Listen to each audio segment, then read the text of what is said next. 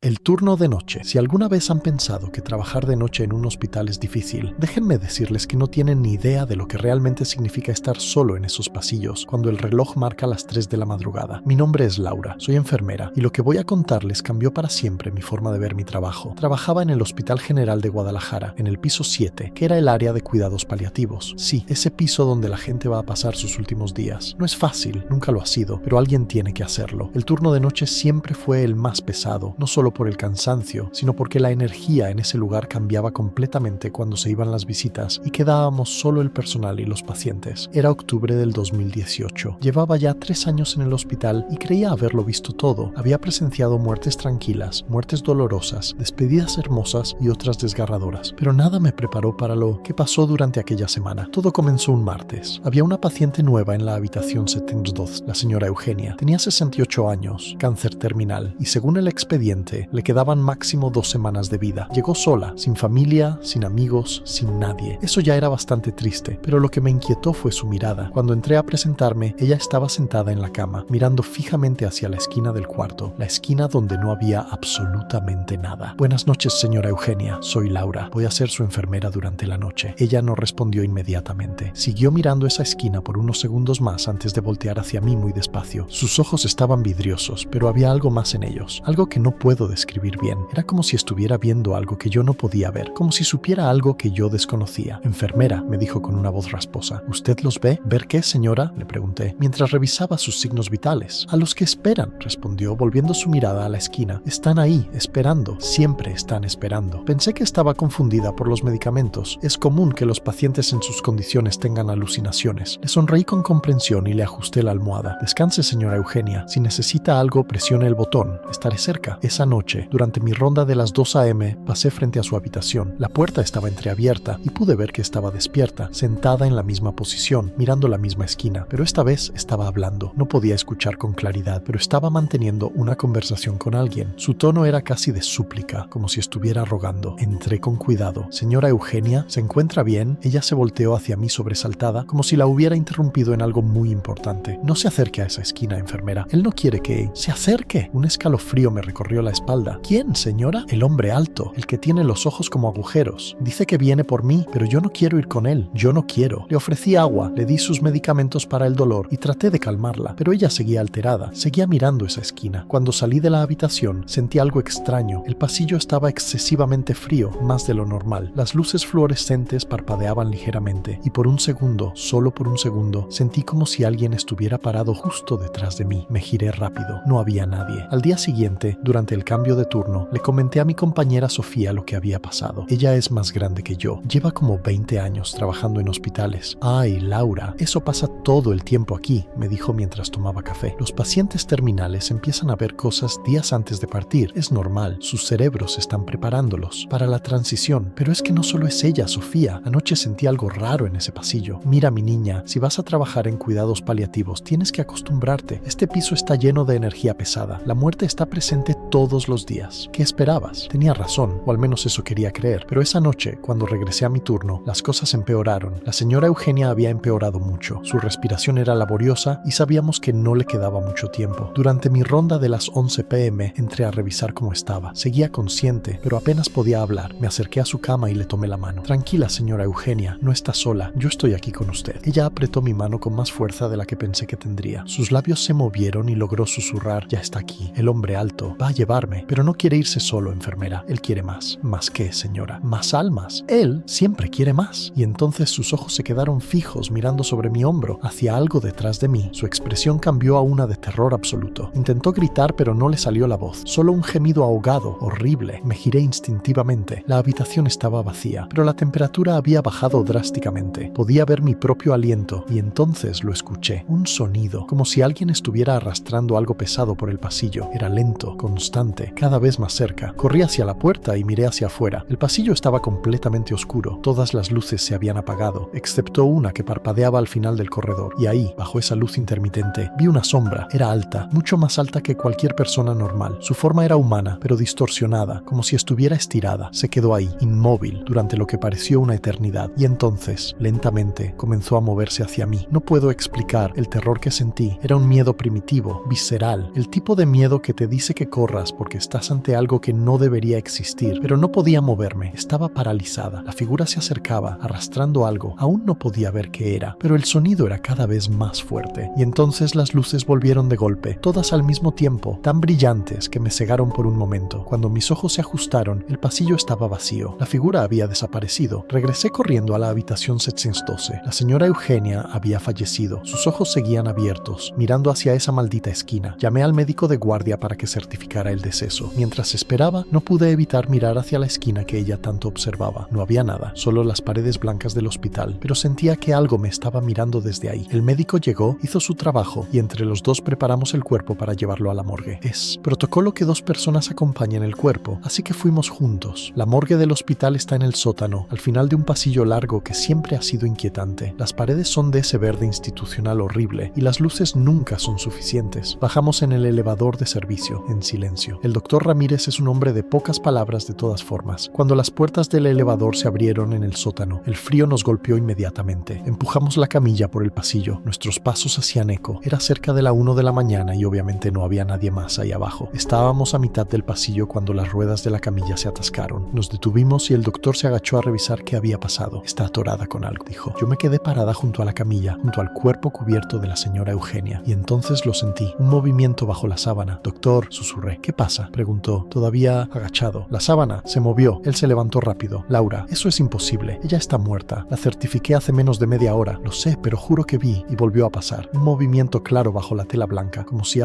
si alguien estuviera tratando de incorporarse. El doctor Ramírez, con mano temblorosa, alcanzó la sábana. Debe ser los gases del cuerpo. Es normal que, antes de que pudiera terminar, la sábana cayó. El cuerpo de la señora Eugenia seguía ahí, inmóvil, muerto. Pero su mano derecha, que yo había acomodado sobre su pecho, ahora estaba extendida hacia un lado, señalando hacia el final del pasillo. No, yo la acomodé diferente, dije. Se lo juro, doctor. Él no dijo nada, solo miró en la dirección que señalaba el dedo de la muerta. Al final del pasillo, donde debería estar la puerta de la morgue, había algo, una sombra oscura, alta, que no debería estar ahí. Las luces comenzaron a parpadear. El doctor tomó el mango de la camilla. Tenemos que salir de aquí, ahora. Empujamos la camilla lo más rápido que pudimos. Las ruedas chirriaban y el sonido hacía eco en todo el sótano. No me atreví a mirar atrás, pero podía sentir que algo nos seguía. Podía escuchar pasos, pesados, arrastrándose, acercándose. Llegamos a la puerta de la morgue. El doctor sacó sus llaves con manos temblorosas, las dejó caer, las recogió, finalmente logró abrir. Empujamos la camilla adentro y él cerró la puerta de inmediato, poniendo el pestillo. Nos quedamos ahí, respirando agitadamente, sin decir nada. Entonces, escuchamos un golpe en la puerta, fuerte, otro más, y otro. ¿Quién está ahí?, gritó el doctor. Silencio. Esperamos varios minutos. No hubo más golpes. Finalmente, transferimos el cuerpo de la señora Eugenia a uno de los cajones refrigerados y salimos de ahí lo más rápido posible. No hablamos de lo que pasó. Ninguno de los dos quería admitir lo que habíamos visto, lo que habíamos sentido. Esa noche, cuando mi turno terminó y llegué a casa, no pude dormir. Cada vez que cerraba los ojos, veía esa sombra alta al final del pasillo. Veía la mano de la señora Eugenia señalando. Escuchaba sus últimas palabras. Él siempre quiere más. Muy buenas noches, querida comunidad. Bienvenidos a un episodio más de Maribel, historias de terror. Soy Maribel y esta noche les tengo preparadas historias que les helarán la sangre. Encuentros con lo inexplicable, con aquello que acecha en las sombras, con esas presencias que nunca deberían cruzarse en nuestro camino. Les pido que escuchen con precaución, asegúrense de que están en un lugar seguro, revisen que las puertas estén cerradas. Y si escuchan algo extraño mientras me escuchan, bueno, quizás no sea solo su imaginación. ¿Están listos? Entonces continuemos, porque la historia de Laura no termina ahí. La habitación 702. Los siguientes días fueron una pesadilla. Laura no podía quitarse de la cabeza lo que había visto en ese sótano. El doctor Ramírez había pedido 2 días de descanso inmediatamente después de aquella noche, algo que nunca había hecho en sus 15 años trabajando en el hospital. Laura trató de convencerse de que todo había sido producto del cansancio, del estrés, de trabajar demasiadas horas en un ambiente tan pesado, pero había algo que no podía ignorar. Otros pacientes habían empezado a comportarse extraño. La habitación 712, donde había fallecido la señora Eugenia, fue asignada a un nuevo paciente apenas 2 días después. Un hombre de unos 55 años llamado Roberto, con insuficiencia renal en etapa terminal. Era un hombre tranquilo, alegre incluso, a pesar de su condición. Tenía familia que lo visitaba todos los días. La primera noche que Laura entró a revisar sus signos vitales, él estaba despierto, mirando hacia la esquina del cuarto. Esa misma maldita esquina. ¿No puede dormir, señor Roberto?, preguntó Laura, tratando de mantener la calma. Hay alguien ahí, dijo él, sin quitar la mirada de la esquina. Un hombre muy alto. Me está mirando. Laura sintió que su corazón se detenía. Señor Roberto, aquí no hay nadie más que usted y yo. Lo sé lo que veo, enfermera. Y ese hombre no es normal. Algo está mal con él. No tiene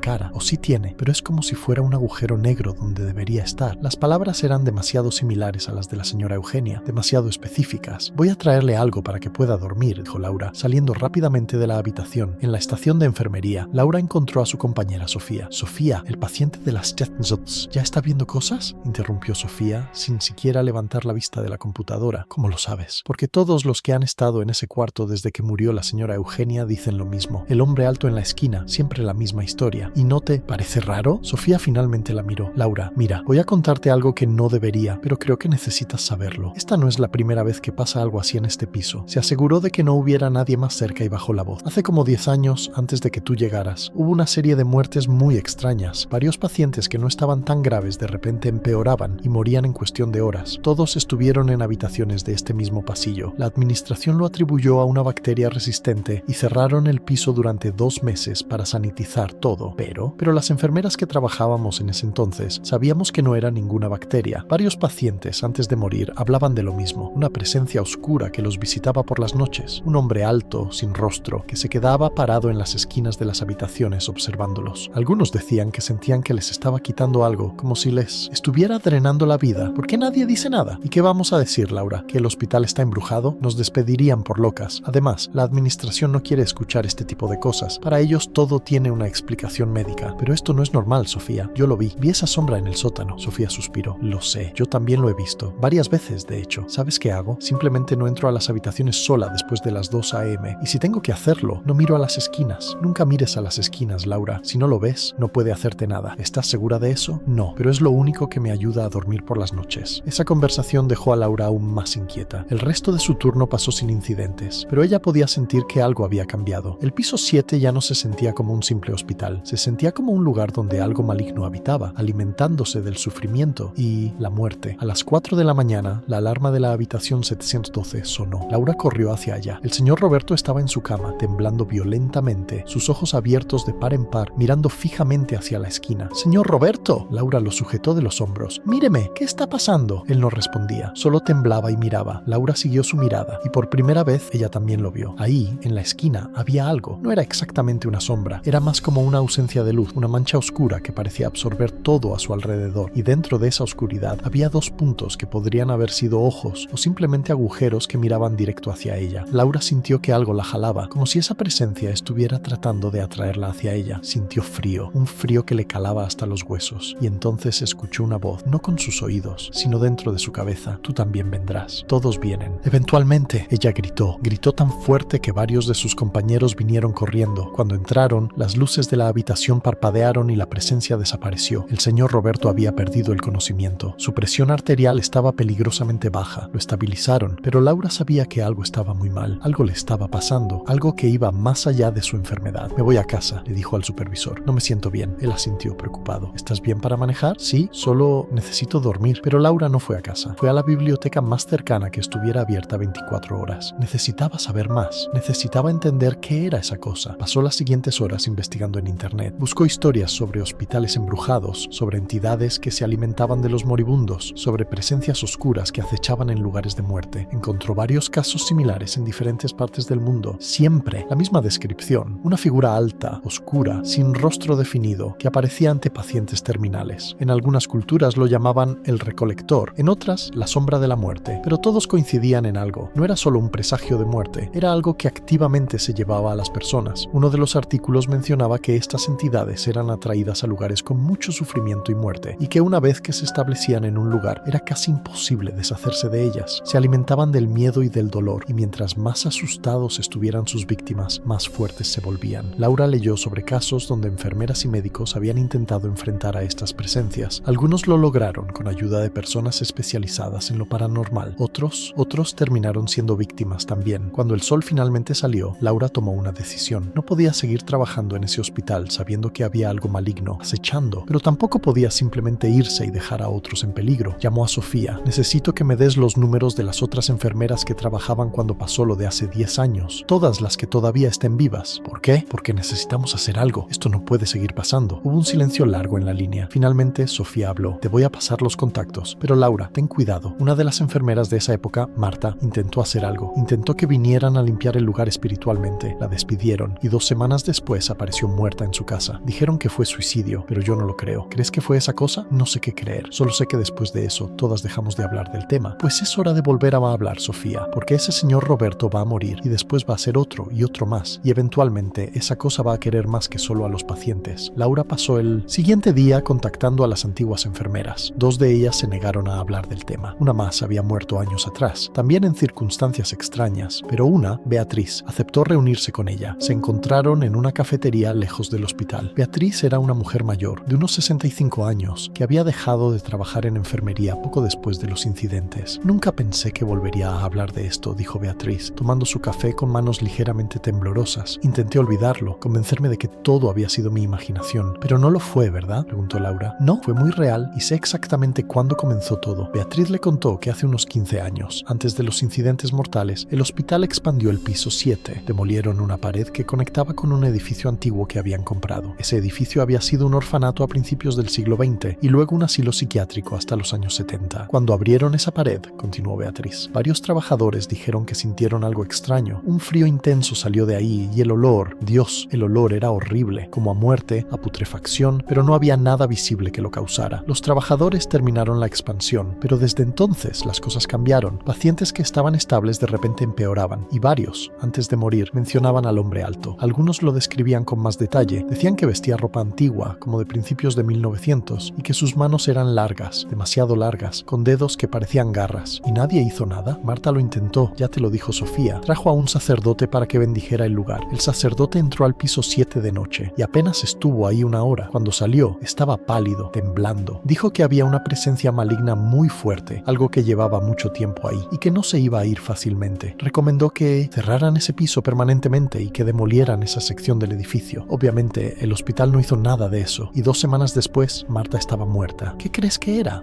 Preguntó Laura. Beatriz la miró fijamente. Creo que cuando abrieron esa pared, liberaron algo que había estado atrapado en ese edificio viejo, algo oscuro, algo que se había alimentado del sufrimiento de los niños del orfanato y de los pacientes del psiquiátrico durante décadas, y ahora está en el hospital, haciendo lo mismo. Laura sintió un escalofrío. Tiene que haber una forma de detenerlo. Si la hay, yo no la sé. Lo único que puedo decirte es esto. Esa cosa no solo quiere a los moribundos, quiere a cualquiera que se interponga en su camino. Si vas a hacer algo, ten mucho cuidado y no lo hagas sola. Cuando Laura salió de la cafetería, ya había tomado una decisión. Iba a investigar más sobre la historia de ese edificio viejo. Iba a encontrar una forma de detener a esa cosa, pero sobre todo, ibas a asegurarse de que ningún paciente más muriera por culpa de esa presencia maligna. Lo que no sabía era que al tomar esa decisión, ella misma se había convertido en un objetivo. Esa noche, Laura no tenía turno. Estaba en su apartamento, buscando información en su computadora sobre el viejo orfanato y el asilo. Encontró artículos de periódicos antiguos, historias perturbadoras sobre abusos y muertes inexplicables. Eran casi las 2 de la mañana cuando escuchó algo. Un sonido como algo arrastrándose, viniendo desde su pasillo. Se levantó despacio de su escritorio. Su apartamento era pequeño, solo tenía un pasillo que conectaba la sala con la recámara y el baño, pero ese pasillo ahora estaba completamente oscuro, a pesar de que ella había dejado la luz encendida. Hola, llamó, aunque sabía que estaba sola. El sonido continuó, algo pesado, arrastrándose, acercándose. Laura corrió hacia la puerta de entrada, pero cuando intentó abrirla, no se movió. Estaba cerrada por fuera, lo cual era imposible. Se volteó. Ahí, al final del pasillo, había una sombra alta, ocupando todo el espacio desde el suelo hasta el techo, y se estaba acercando. Llamado a la comunidad. Hola, querida comunidad. Sé que la historia de Laura está intensa, muy intensa, y déjenme decirles que aún no termina. Pero antes de continuar, necesito hacer una pausa importante. Si estás escuchando esto, si te están gustando estas historias, por favor, ayúdame a crecer este espacio. Este es Maribel, Historias de Terror, tu podcast de encuentros paranormales y experiencias que te harán cuestionar la realidad. ¿Ya estás suscrito? Es súper importante que revises, porque a veces las plataformas hacen cosas raras y de repente te das cuenta de que dejaste de seguir canales que te gustaban. Así que tómate un segundo, ve si estás suscrito, y si no lo estás, este es el momento perfecto para hacerlo. Activa las notificaciones también, así te llegará un aviso cada vez que suba un nuevo episodio. Y créeme, las historias que vienen son cada vez más perturbadoras. ¿Ya lo hiciste? Perfecto. Ahora sígueme también en las redes sociales. Estamos en Instagram y TikTok como @MaribelTerrortales. Ese es mi usuario oficial. El @ siempre va a ser MaribelTerrortales y el nombre del perfil es Maribel Historias de Terror. Por favor, tengan cuidado con las cuentas falsas. Últimamente han aparecido muchas cuentas que se hacen pasar por este podcast usando nombres similares, robando contenido y engañando a la gente. Yo solo tengo una cuenta oficial en cada plataforma y siempre las voy a compartir en la descripción de cada episodio. Si ven una cuenta que dice ser mía, pero no está en los enlaces oficiales, repórtenla. Esas personas están robando su contenido, las historias que ustedes comparten conmigo, y eso no está bien. Hablando de historias, muchos de ustedes me han escrito contándome sus propias experiencias paranormales, sus encuentros con lo inexplicable, y quiero que sepan que las leo todas.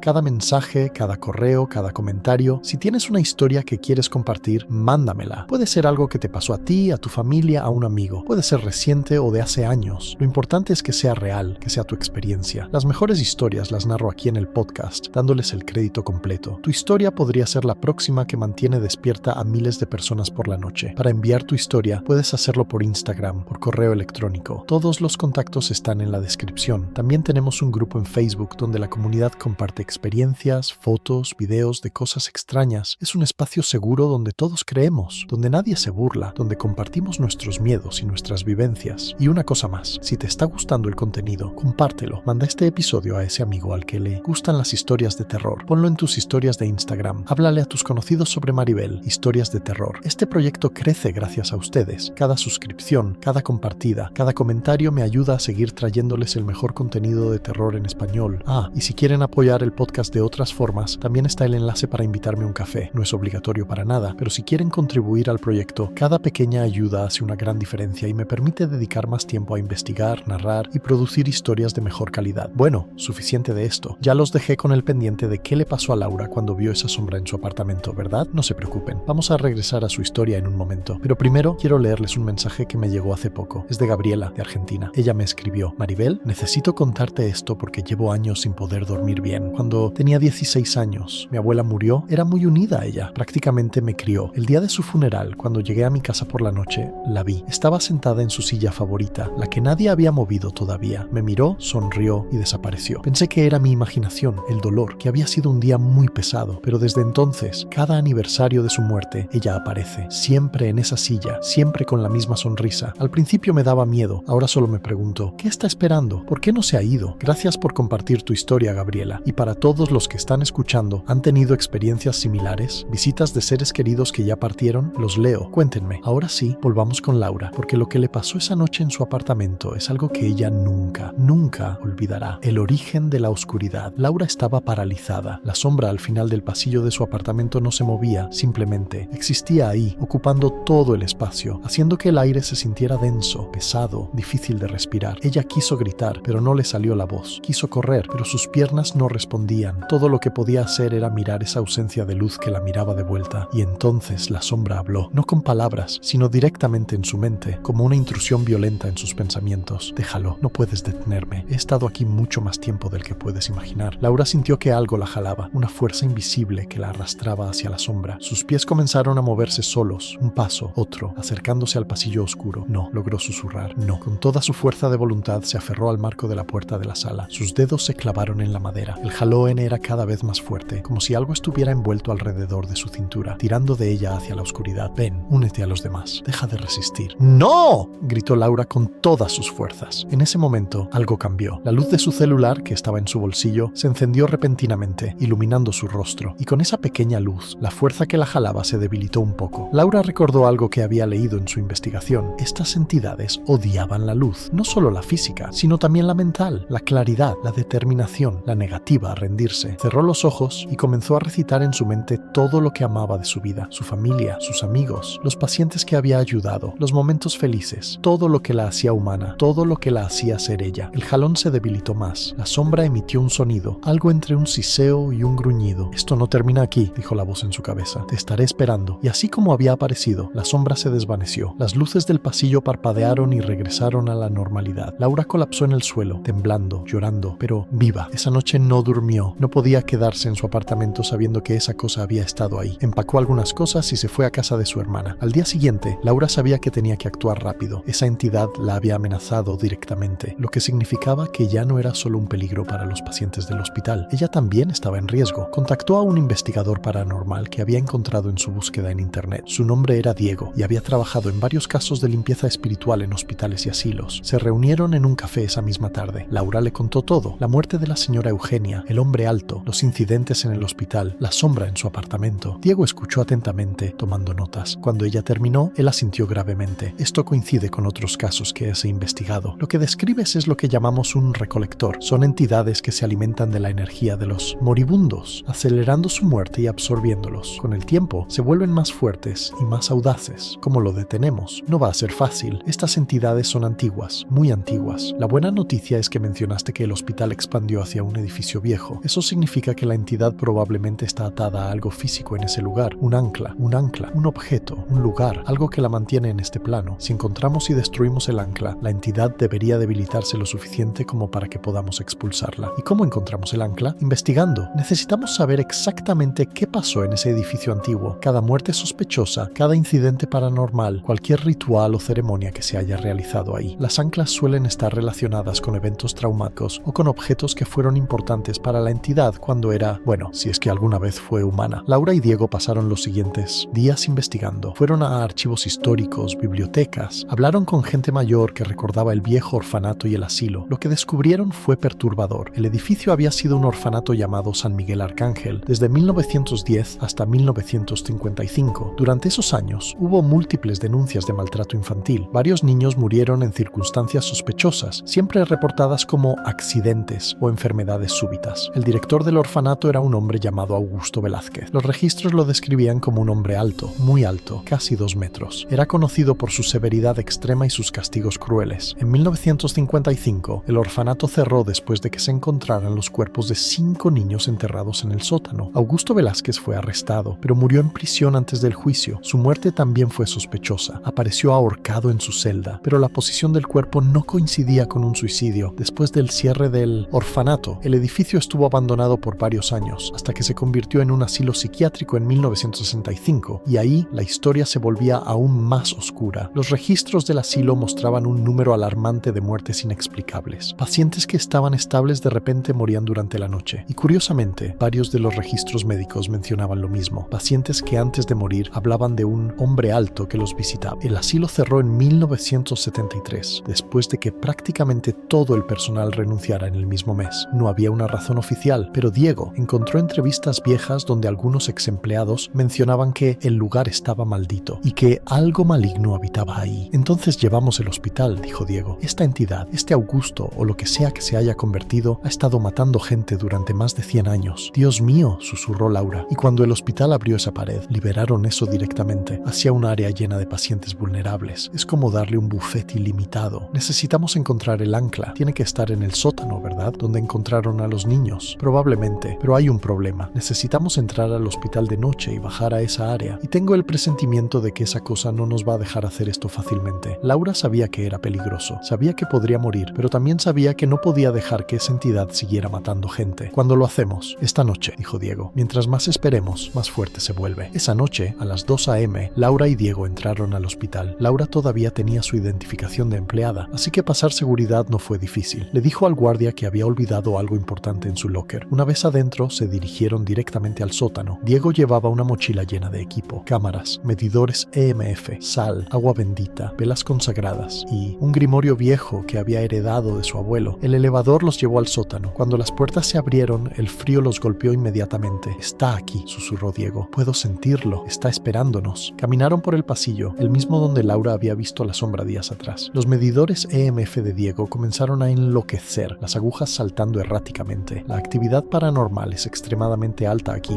dijo Diego. Está bien, según los planos que conseguí, el sótano del edificio viejo debería estar justo detrás de esta pared. Señaló hacia una pared al final del pasillo que parecía más nueva que las demás, claramente construida durante la expansión. Tenemos que pasar de alguna forma. Laura recordó algo. Hay una puerta de mantenimiento cerca de la morgue. Creo que conecta con los túneles viejos de servicio. Encontraron la puerta. Estaba cerrada, pero Diego tenía herramientas para forzar cerraduras. Después de un minuto, la puerta se abrió. Del otro lado había un túnel estrecho, húmedo, con las paredes cubiertas de moho. El aire olía horrible, a humedad y algo más, algo podrido. Encendieron sus linternas y comenzaron a caminar. El túnel parecía interminable y con cada paso el frío se intensificaba. Finalmente llegaron a una puerta de metal oxidada. La abrieron con dificultad y entraron a lo que claramente era el sótano del edificio viejo. Era un espacio amplio, con techos bajos y pilares de concreto. En las paredes todavía se podían ver restos de pintura vieja, manchas de humedad y lo que parecían ser arañazos. Dios mío, dijo Laura, iluminando las paredes con su linterna. ¿Ves eso? Los arañazos formaban patrones, palabras, ayuda, sálvanos, duele, escritas una y otra vez cubriendo todas las paredes. Esto fue donde los tenía, dijo dijo Diego, su voz llena de horror. Aquí encerraba a los niños. En el centro del sótano había algo cubierto con una lona vieja. Diego se acercó y la quitó. Era una silla de madera grande con correas de cuero en los brazos y las piernas, y estaba manchada con algo oscuro que definitivamente era sangre. El ancla, dijo Diego, tiene que ser esto. Aquí es donde él los torturaba, donde murieron. Toda esa energía, todo ese sufrimiento quedó atrapado en este objeto. Entonces la destruimos, dijo Laura, pero antes de que pudieran hacer anything, todas las luces se apagaron. En la oscuridad total escucharon algo, pasos, lentos, pesados, acercándose, y una voz profunda, llena de malicia. No deberían haber venido aquí. Enfrentamiento. La oscuridad en el sótano era absoluta. Las linternas de Laura y Diego parpadearon y se apagaron. Solo podían escuchar los pasos acercándose, cada vez más cerca, acompañados de ese sonido de algo arrastrándose que Laura conocía muy bien. «Diego», susurró Laura, «¿qué hacemos?» «No te muevas», respondió él en voz baja, «y no le hables directamente. No le des más poder». Pero era demasiado tarde. La presencia ya estaba ahí con ellos. Laura podía sentirla, una masa de oscuridad y odio que ocupaba todo el espacio. 100 años, dijo la voz, resonando en las paredes. 100 años alimentándome. ¿Creen que 2 insignificantes pueden detenerme? Laura sintió que algo frío tocaba su hombro. Dedos largos, imposiblemente largos, que se clavaban en su piel. «Tú primero, enfermera. Has visto demasiado. Sabes demasiado». Diego gritó una palabra en latín y de repente hubo luz. Había encendido una bengala de emergencia, iluminando todo el sótano con un resplandor rojo intenso. Y ahí estaba. La entidad ya no era solo una sombra. Tenía forma. Era un hombre, o algo que había sido un hombre hace mucho tiempo. Alto, exactamente como las descripciones, vestido con ropa vieja y harapienta, pero su rostro era una pesadilla. La piel era gris, casi transparente. Sus ojos eran pozos vacíos que parecían succionar la luz, y su boca estaba abierta en una sonrisa terrible, llena de dientes podridos. «Augusto Velázquez», dijo Diego con voz firme, «en el nombre de todos los inocentes que asesinaste, te ordeno que te vayas. No perteneces aquí». La entidad rió, un sonido horrible que hizo que las paredes temblaran. «¿Irme? Este es mi lugar. Aquí construí mi poder. Con cada niño que tomé, cada alma que consumí, me volví más fuerte. Y cuando cerraron mi orfanato, simplemente esperé. Esperé a que trajeran más alimentos. El asilo, el hospital. Todos me han alimentado. Ya no más», dijo Diego. Sacó el agua bendita de su mochila y la arrojó hacia la entidad. Cuando el agua tocó la figura, esta gritó. Un grito que no era humano, lleno de rabia y dolor. La piel donde había caído el agua comenzó a humear. «Ahora, Laura», gritó Diego. «La silla. Tenemos que destruir la silla». Laura corrió hacia la silla de madera mientras Diego continuaba rociando agua bendita, manteniendo a la entidad distraída. Ella sacó el martillo que había traído en su bolso y comenzó a golpear la silla con todas sus fuerzas. «No», rugió la entidad. Se movió hacia Laura con velocidad sobrenatural. Diego se interpuso en su camino, sosteniendo un crucifijo. «No la toques». La entidad lo golpeó, enviándolo a volar contra la pared. Diego cayó al suelo, aturdido. Laura siguió golpeando. La madera comenzaba a astillarse. Podía sentir algo extraño emanando del objeto, como si estuviera viva, como si estuviera gritando. La entidad la agarró del cuello y la levantó del suelo. Laura no podía respirar. Los dedos helados de la cosa se apretaban alrededor de su garganta. «Morirás aquí», sisió la entidad, «y te unirás a los demás, para siempre». Pero Laura no se rindió. Con su mano libre sacó su encendedor y lo acercó a la silla. La madera vieja, podrida y manchada de sangre, se encendió inmediatamente. La entidad gritó y la soltó. Laura cayó al suelo tosiendo mientras el fuego se extendía rápidamente por la silla. Diego se levantó, sangrando de la frente pero consciente. Comenzó a recitar en latín palabras de exorcismo que su abuelo le había enseñado. La silla ardía intensamente ahora, y con cada centímetro que el fuego consumía, la entidad se debilitaba. Su forma comenzó a distorsionarse, a perder solidez. «¡No! ¡Es mío! ¡Todo es mío!», gritaba mientras comenzaba a desvanecerse. Alrededor de ellos, Laura comenzó a ver otras figuras, transparentes, etéreas. Eran niños, docenas de niños, apareciendo de las paredes, del suelo, del techo, las víctimas de Augusto, y no estaban solos. También había adultos, los pacientes del asilo, los del hospital, todos los que la entidad había consumido durante un siglo. Pero algo había cambiado. Ya no se veían asustados, se veían libres. Los espíritus se acercaron a la entidad que una vez los había atormentado. La rodearon, alcanzándola con manos brillantes. «Es hora de que pagues», dijo uno de los niños. Su voz era suave pero llena de determinación. «Es hora de que vengas con nosotros», dijo otro. La entidad intentó resistirse, pero ya no tenía poder. La silla estaba completamente destruida por el fuego, y con ella su ancla a este mundo. Los espíritus comenzaron a jalar a Augusto Velázquez hacia abajo, hacia el suelo, hundiéndolo en la oscuridad de la que había venido. Él gritó y gritó, pero no hubo misericordia, y entonces simplemente desapareció. La entidad, los espíritus, todo se desvaneció. El fuego en la silla se apagó solo, dejando solo cenizas. Laura y Diego se quedaron ahí, en silencio, durante varios minutos. El aire del sótano se sentía diferente, más ligero, limpio. «Se acabó», dijo Diego finalmente. «Realmente se acabó». Laura asintió, todavía sin poder creer que habían sobrevivido. Salieron del sótano lentamente, apoyándose uno al otro. Cuando llegaron al piso principal del hospital, el cielo comenzaba a aclararse. El amanecer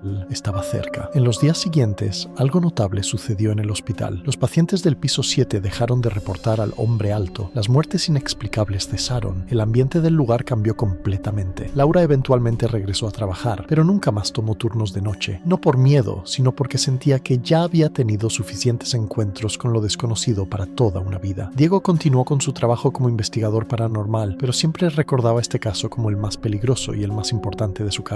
La habitación 712 fue renovada completamente. Nunca más hubo incidentes ahí, pero a veces, muy ocasionalmente, alguna enfermera reporta haber visto a niños jugando en los pasillos del piso 7 durante la madrugada. Niños transparentes, felices, libres finalmente, y cuando los ven no sienten miedo, solo paz. Muy bien, querida comunidad, así termina la historia de Laura y el hospital embrujado, una historia que nos recuerda que a veces el verdadero horror no son los fantasmas o las entidades, sino lo que los humanos son capaces de hacer. Los monstruos reales primero son personas. Espero que esta historia les haya gustado, les haya mantenido al borde de sus asientos, les haya hecho cuestionar esos sonidos extraños que escuchan en la noche. Recuerden, si tienen sus propias historias que compartir, me encantaría escucharlas. Cada experiencia es única, cada encuentro con lo paranormal nos enseña algo nuevo sobre este mundo y el más allá. Gracias por acompañarme en este episodio de Maribel, Historias de Terror. Suscríbanse si aún no lo han hecho, activen las notificaciones, síganme en redes sociales y compartan este podcast con todos los que aman el terror. Nos escuchamos muy pronto con más historias que les helarán la sangre. Hasta la próxima, comunidad. Que duerman si pueden. Y recuerden, si escuchan algo extraño en la noche, si ven una sombra donde no debería haber ninguna, si sienten que algo los está observando, tal vez no sea solo su imaginación. Buenas noches.